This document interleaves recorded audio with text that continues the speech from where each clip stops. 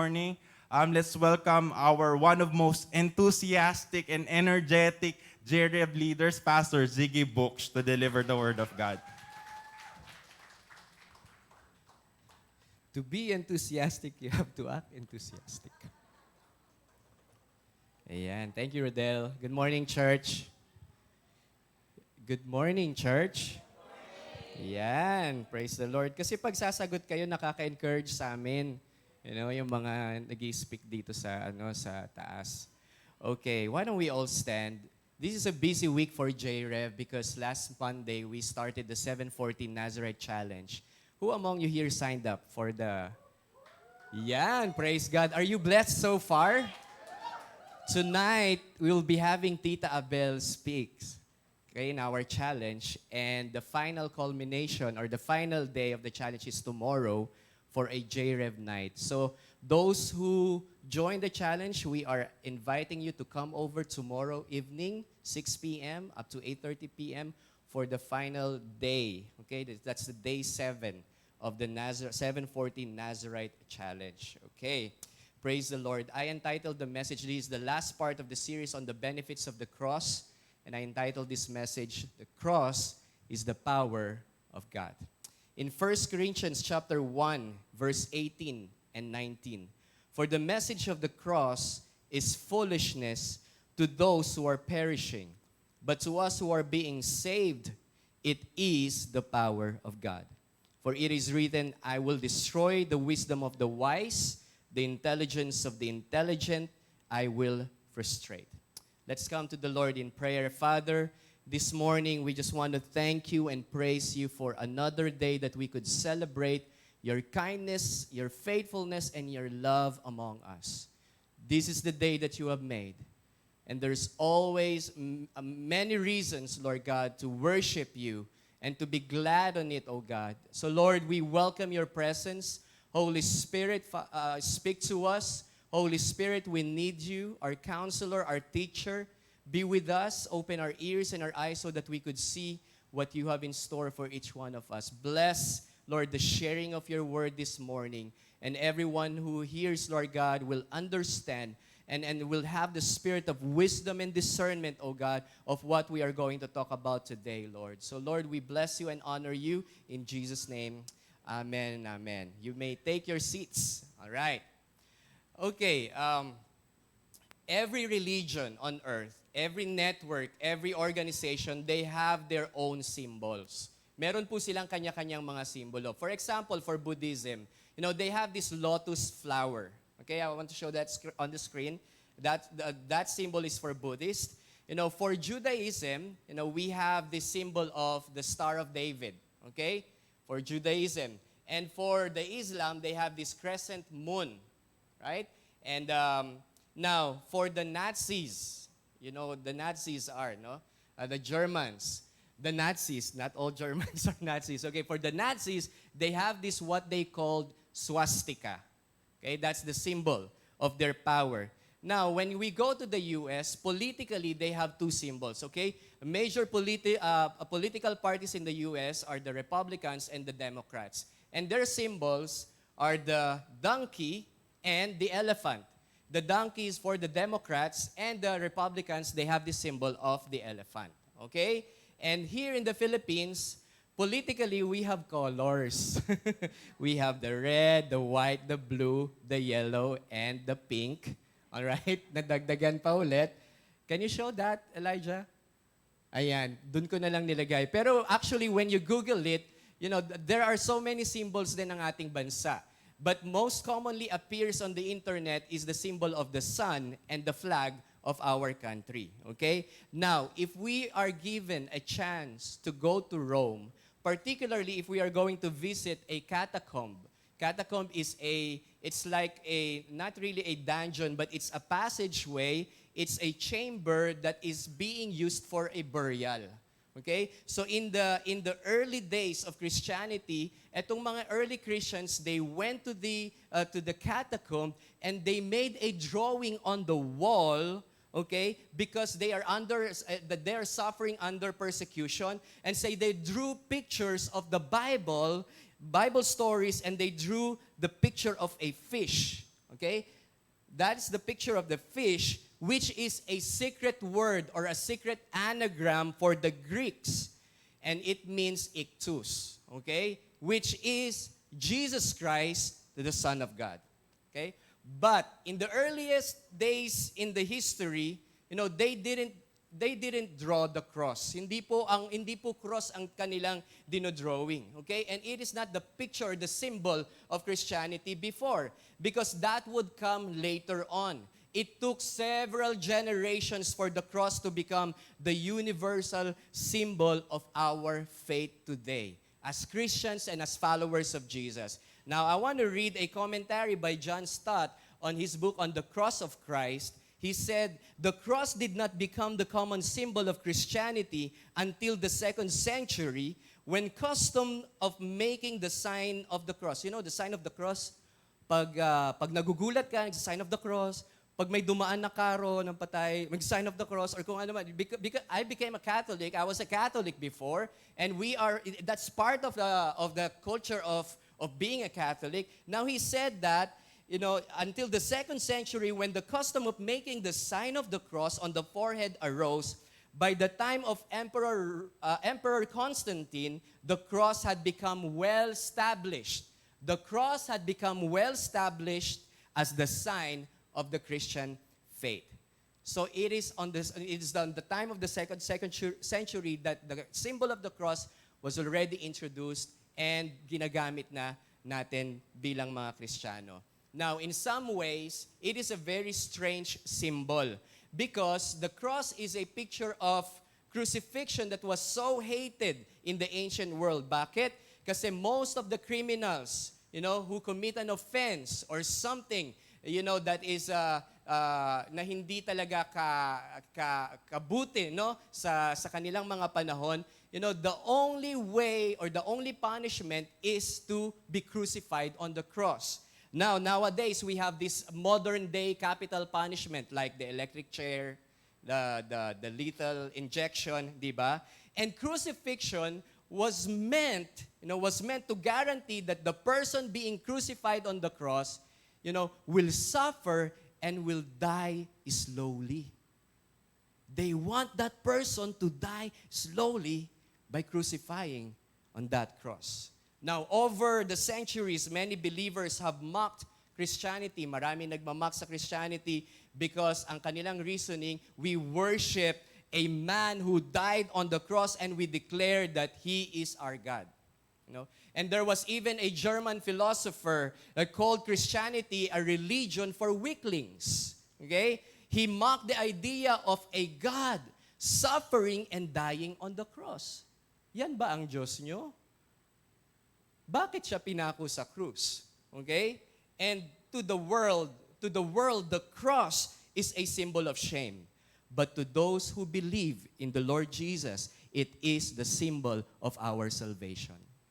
Amen? Now, to the world, the cross is a symbol of shame. But what does the cross really mean to the world? Maybe to the people, like us before that we were not in faith, in the Lord Jesus yet. And anong ibig sabihin ng cross para sa mundo? And number one, I want to say that the world is offended by the cross. In the same chapter of our text and of the book of 1 Corinthians 1, but we'll just go first to the verse 23, Apostle Paul said here that, but we preach Christ crucified, a stumbling block to the Jews and foolishness to the Gentiles. Now, the cross or the picture of Christ being crucified is a stumbling block among the Jews at para sa mga Grego or to the Gentiles, it is a foolishness. Now, the Jews stumbled at the cross. Bakit? Because most of them were looking for a political leader. They are not aware that this coming Messiah nandoon na sa kanilang sa kanilang panahon, mga oras na yon, but they're not aware that they're still looking for someone, a political leader, who would rescue them from the power or the authority of the Roman Empire. Kaya hindi sila makapiniwala na itong Messiah that we declare, is going to be crucified. Actually, Sinabi na ito ni Jesus many times among His people that whenever he commits certain miracle, no, and He repeatedly told to the people or to some people not to spread the news of the miracles that He have done. Do you know why? Because Jesus doesn't want to start a political movement. Instead, He wants to start a spiritual revolution that will overthrow the power of Satan. Okay?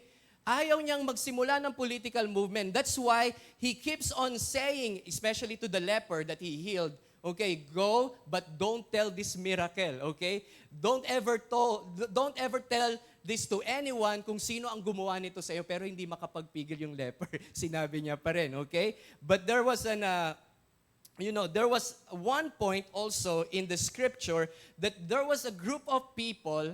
Do you know the feeding of the 5,000? After the feeding of the 5,000, the people who gathered there, they started acclaiming Jesus as king. Okay? Pero anong ginawa ni Jesus? When Jesus heard that, He withdrew, to go to the mountain by Himself. Umalis siya because, ayaw niya or, gusto niyang iwasan yung point na yon that people will proclaim Him as a king. And one obvious reason why the Jews stumbled at the cross, yung bakit sila na-stumble sa cross is because they simply couldn't imagine a crucified Messiah. Hindi nila maunawaan, maintindihan, at makita na itong nagde-declare na Messiah or the Savior will be crucified on the cross. And maybe for us also, it might be difficult for us to understand what crucifixion meant to the Jews. No, mahirap nating maunawaan. No, at they could not conceive or believe of a God who would allow His Son to die that way. And on the other hand, based on what we have just read, in verse 23, not only the Jews, but to the Greeks, to the Greeks, on the other hand, it's different for them. Bakit? Because they don't practice crucifixion at all. Okay? They don't practice crucifixion, so they don't have any problems that the Jews have. Bakit? For the Greeks, they always look for answers and solutions to the problems of life. Kaya nga maraming mga philosophers, during their time.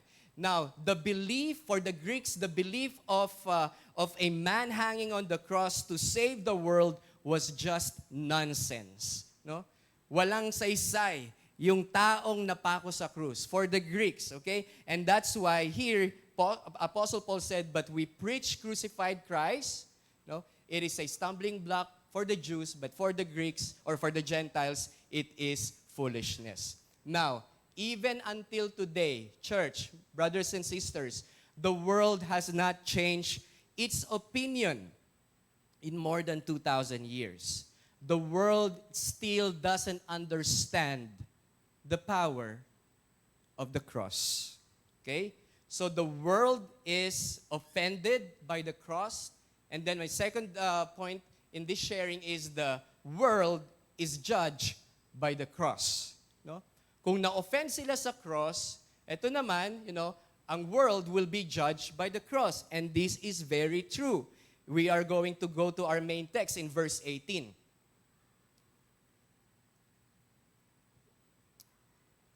For the message of the cross is foolishness to those who are perishing. Everybody say foolishness. Foolishness in Tagalog, kalokohan. Okay? Kalokohan para doon sa mga mamamatay, perishing. Or,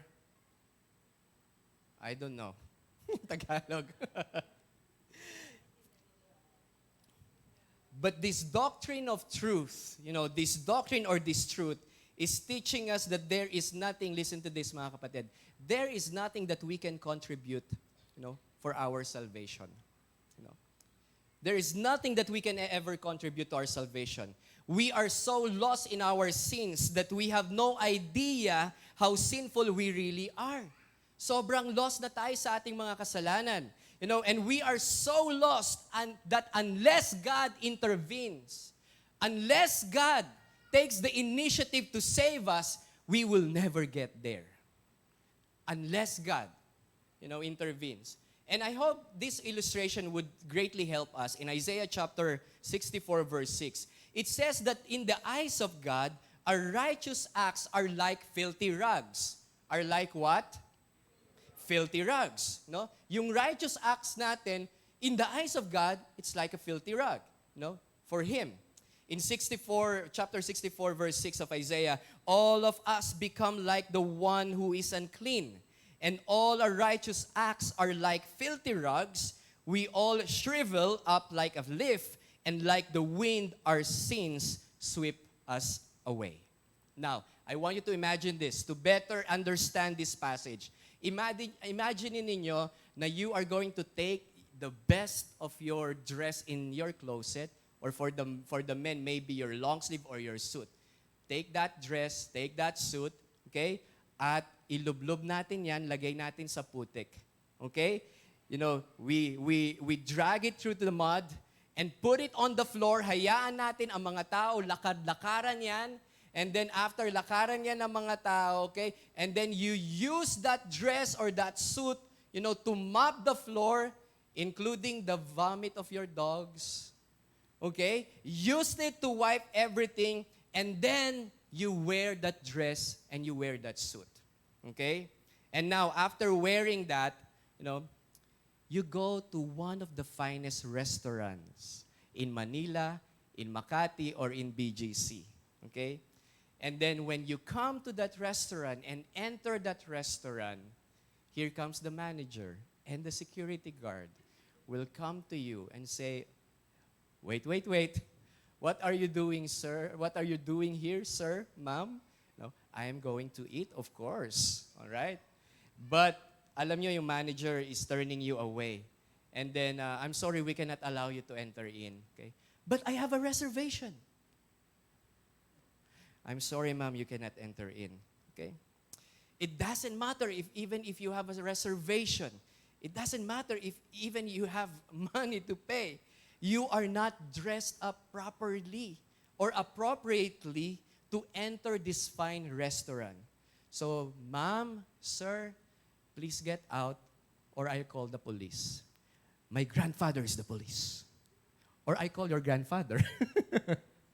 And now, I showed that illustration because how do you think God would feel when we stand before Him dressed in dirty rags of our own good deeds? How would you think God would feel? And what looks good to us is like a filthy rags in the sight or in the eyes of God. Kahit anong gawin natin kabutihan, you know, we are not saved by good works. We're only saved by grace through our faith in the Lord Jesus. Amen? The cross stands in judgment over the sinful pride of the human race.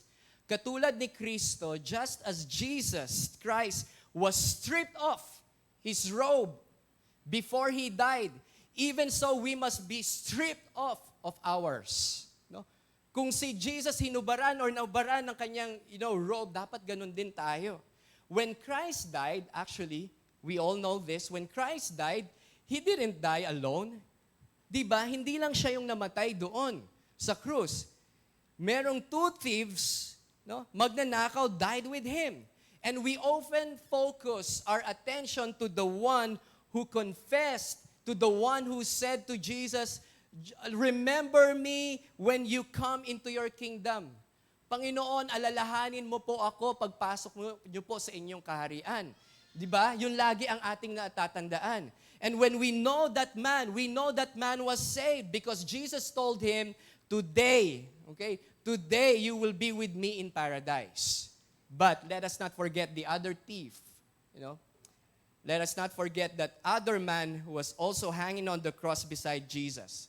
But that man, he blasphemed, he mocked, he cursed God, he cursed Jesus, the Son of God, and eventually, the story was he died as a sinner, unforgiven, and it's the only person who confessed and who recognized that Jesus, as the Messiah, the one, na nabanggit ni Jesus to be with Him in paradise. So one thief saved, and then one thief lost. Because the cross that saved the one, it's also doomed the other one. So the world is offended by the cross, the world is judged by the cross, and if that is the picture of the cross to the world, but I have a good news, to everyone today. The world is also saved by the cross. Let us notice the last part of our text, still in verse 18 of chapter 1, the 1 Corinthians. To us who are being saved, it is the power of God. It is the power of God. Do you have the power of God in you? Do you know that you are saved? Do you believe that you and we are all saved? Therefore, to those who are being saved, parang present, no? Progressive. To those who are being saved, meaning we are being sanctified day after day, from glory to glory. To those who are being saved, the message of the cross is the power of God. When men call it foolishness or kalokohan, God ordains it as the instrument, as a mean of our salvation. When men mocked, kung saan sila nagmamock, they cursed, it is the way that God raised up as the only means of our salvation. Sino sa atin rito, you know John 3:16, and you actually memorized John 3:16 from the time that you became a Christian? I want to see your hands. You know John 3:16. Most of us, right? Now, why don't we recite that verse once again today? Okay? And I want to listen. I want to hear your voice. Why don't we all read John chapter 3, verse 16? Ready? Go. For God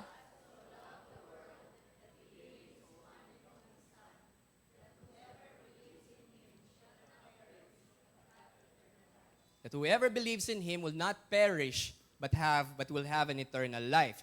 Now, we are going 2 verses before John chapter 3, verse 16. We are going back 2 verses and we are going to see what leads into this famous biblical promise. John chapter 3, verse 14. Just as Moses lifted up the snake in the wilderness, so the Son of Man must be lifted up. Okay? Just as Moses lifted up the snake in the wilderness, so the Son of Man must be lifted up. Now, what is the context of this? Now, there's a relationship of this verse to the old story in the Old Testament during the early times of Israel as God's people in the wilderness in the book of Numbers chapter 21. Kasi very strange yung moment na yon sa history ng Israel. Why? Because during their wandering experience in how many years? 40 years in the wilderness. God's people started to murmur, to complain and to argue with Moses and with God. Numbers 21 verse 5. They spoke against God and Moses and said, "Why have you brought us up out of Egypt to die in the wilderness?" Bakit niyo ako inalis? Bakit mo kami nailis? Para lang mamatay dito sa disyerto. There's no bread, there's no water, and we detest this miserable food. No? Yung manna, the bread from heaven, hindi na masarap para sa kanila. Now, after 40 years in the desert, they were tired of the heat of the sun and the long journey going from one place to another. Di ba paikot-ikot sila? Where it's supposed to be just a short journey from Egypt to the promised land. But the Lord took them for 40 years to wander and to stay in the land because the Lord wanted them to teach a lesson. Yes, that's at the other side of the story. But this is what happened. God heard their complaints. Narinig ito ng Diyos. And what God did, He sent poisonous snakes. Among the people, many were beaten and many died. And the people came to Moses. Ito na ulit sila. nagpadala ang Diyos ng mga makamandag na ahas, and these snakes started to bite the people who complain, who murmur, who argue with him.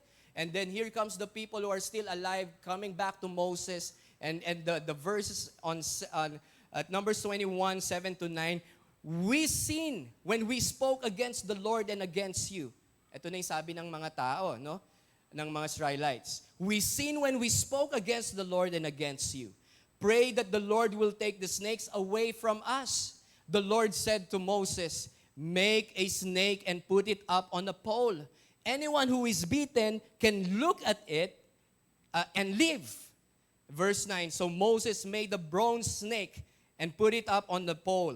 Then, when anyone was beaten by a snake and looked at the bronze snake, they lived.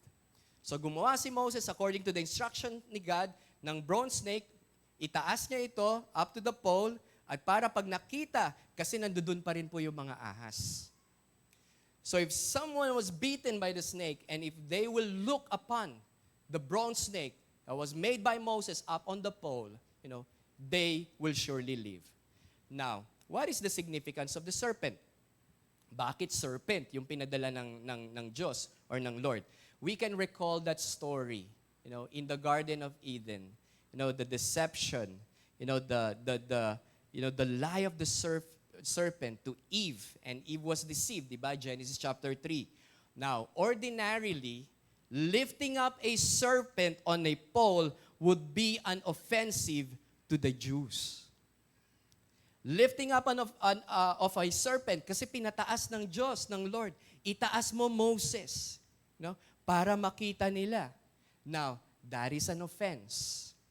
Lifting it up is an offense, meaning it is an offense, very offensive to the Jews, because in that case, lifting up a symbol of the very thing that killed them during the time of Moses. Kaya nga in John chapter 3, John uses that word to relate what happened in the Old Testament days. Just as Moses lifted up the snake in the wilderness, so the Son of Man must be lifted up. And Apostle John used that clear image to teach us, para turuan tayo what the death of Christ really means. And this is the final thing that I'd really like to say, that God took that hated symbol by the Jews. God took that hated symbol of oppression, the symbol of the cross, and turned it to the means of our salvation. And here's the next verse after John 3 verse 14, the verse before the famous verse that we remember, that we memorized, we know it by heart, John chapter 3 verse 15. Let's all read this verse, that everyone who believes may have eternal life. And everybody say, amen. When we read this wonderful promise, we may wonder what everyone, if everyone really means everyone. Talaga bang lahat ng maniniwala ay mga liligtas? Now, church, as I end, I believe that our mission as a church is to preach the gospel to every man and woman on the face of the earth. Wherever you are right now, maybe in your office, in your company, in your school, our calling is to preach the gospel, the love of God among them. And how are we going to do that? We invite them to trust Jesus for their salvation.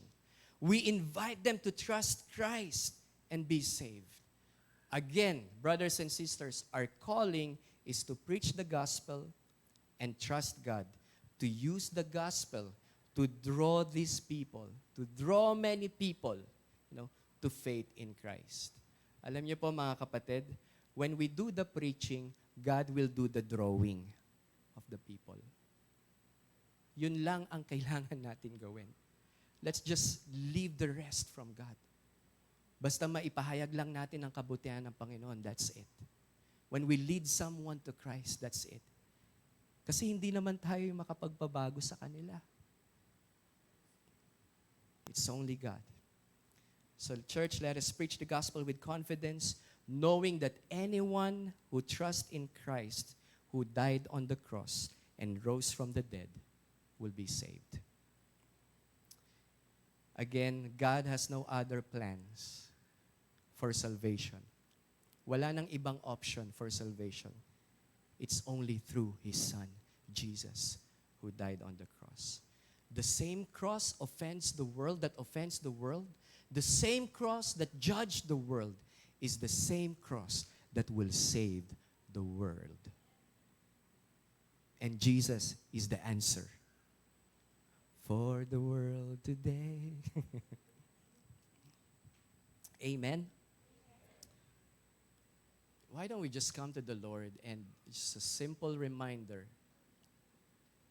that the same power that raised Christ from the dead is the same power that works deep within you.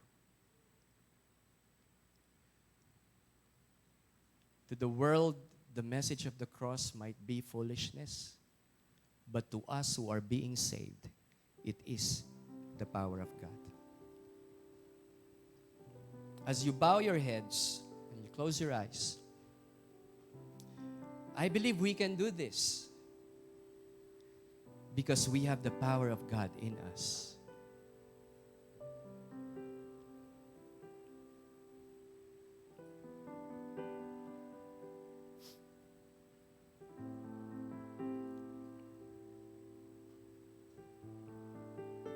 We really have to accept the truth that we cannot save ourselves. And God has no other plan for salvation. It is only through the death and the sacrifice of His Son on the cross. And the message of the cross is foolishness to the world. But to us right now, as sons and daughters of God, to us right now as followers of Jesus, it is the power of God. It is the power of God that saved us. It is the power of God that heals us. It is the power of God that restores and delivers us from any attack of the enemy. It is the power of God to sustain us day after day. And it is through the message of the cross. Dear friends in the Lord, I want you right now to start trusting Christ for your salvation. It means, trusting, it means you really believe in Him. You really put your hope in that person. To trust someone is to put your life completely on that person. It's like going to a doctor, asking for a prescription, and then you trust that doctor taking the medicine it prescribed. It's like riding an airplane right now. You're probably, that you trust the pilot, that pilot will bring you safely back on the ground.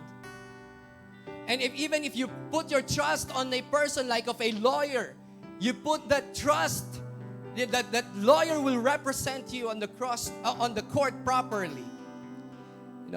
And that is the same way when you put your trust in Christ. God says that when you put your trust in Jesus Christ, in that same way, you will be saved from all of your sins. And all of you have to do is to put your trust completely to the living hope, and that is Jesus. So how many of you here, maybe most of us here are already, you have already accepted the Lord Jesus as your personal Savior. But to those who haven't yet, at this moment of time, and you will say, you're not saying this to me or to the leaders of the church. You are saying this directly to God. And you're telling Him, Lord, I want to trust You. with all of my heart. If you are that person, I want you to lift your hands. If you will say, I want to put my life, I want to trust in you. I cannot save myself.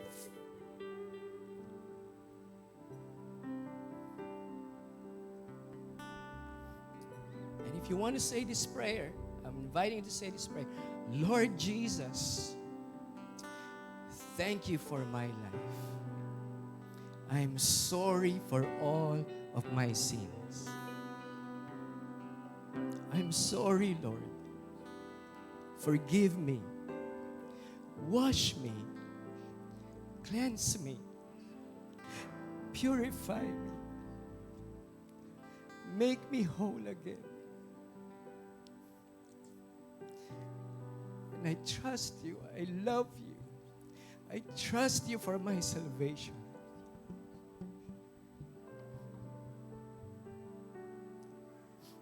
In Jesus' name.